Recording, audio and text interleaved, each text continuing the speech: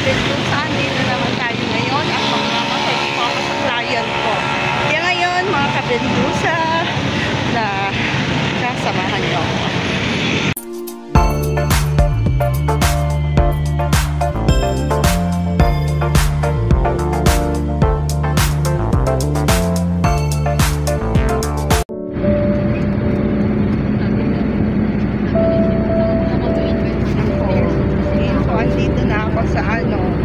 Sa minibus kaya nakasakay na ako mga kabentusa.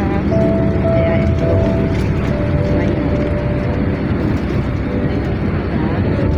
ngayon po mga kabentusa ay papunta na ako sa terminal po ng papuntang Castilla. Kaya pupuntahan ko yung client ko, yung dati kong client na taga Poblacion Castilla, at hinatid ako na ngayon po ay papunta na ako at mag-jeep ako.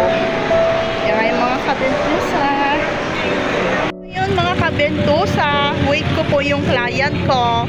Dito ako binaba sa 7-Eleven, kaya wait ko muna yung client ko na mag-appear. Kaya ngayon mga kabentusa, bawal sila kunan ng pictures or video. Wala tayong permission for vlogging. Kaya ngayon mga kabentusa, at magpapaalam po tayo ngayon na pwede ako makapag-vlog or pwede siya kunan ng pictures or video. Kaya mag-start na po ako ng masahe. Yan, ngayon po mga kabentusa ay pauwi na ako sa bahay. Ayan, dito na po ako sa Sorsogon.